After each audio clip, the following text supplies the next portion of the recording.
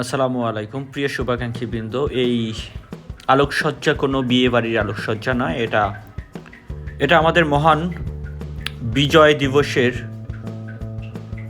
বা বিজয় দিবস উপলক্ষে বিভিন্ন অর্গানাইজেশন, শিক্ষা প্রতিষ্ঠান থেকে শুরু করে স্বায়ত্তশাসিত সরকারি আধা সরকারি যত প্রতিষ্ঠান আসে সবাই তাদের নিজস্ব ফান্ড সংগ্রহ করে হোক, বিজয় দিবস উপলক্ষে সবাই তাদের সর্বোচ্চ দিয়ে তাদের ভবনকে সাজায়।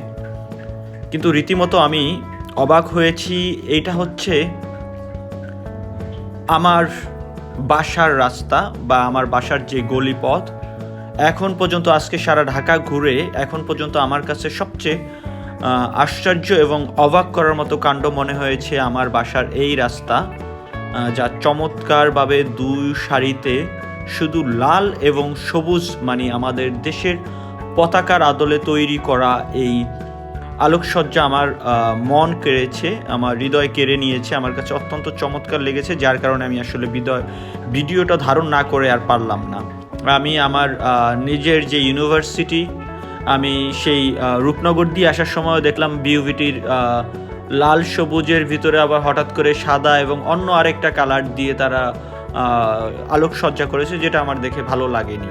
যে কেন তাদের যারা এটা তদারকি করেছেন কি করেছেন আমি জানি না, কিন্তু এইখানেরকার এই রাস্তার যে আলোকসজ্জা সেটা অত্যন্ত চমৎকার, যার কারণে আমি আমার বাসার রাস্তার এ মাথা থেকে শেষ মাথায় এসেও আবার আরেকটা ইউটার্ন নিয়ে সামনের দিকে নিজের লোক সংবরণ না করতে পেরে আবারও একবার গিয়ে ভিডিওটা ধারণ করার চেষ্টা করতেছি।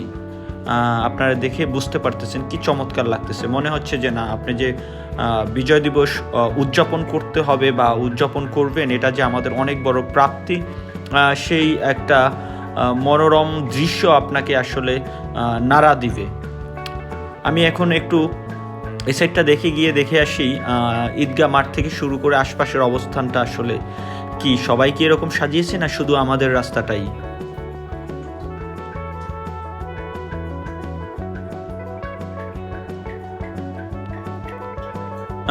যথারীতি এই ঈদগাহ মাঠে এখন ব্যাডমিন্টনের যেই সিজন চলতেছে, যেহেতু এটা উইন্টার, যথারীতি তাই হচ্ছে, আলাদা আলোকসজ্জা নাই। তবে এখানে মাইকিংয়ে দেশাত্মবোধক কিছু গান, এই যে দেখতেছেন ডিভাইডারের মতো করে গাছ বসানো, এই গাছগুলোর নামগুলো অত্যন্ত সুন্দর, কারো নাম দিয়ে হয়তো বা কেউ এটা করেছে। জিনিসটা ভালো লাগার মতো, ক্রিয়েটিভ এবং উপকারী।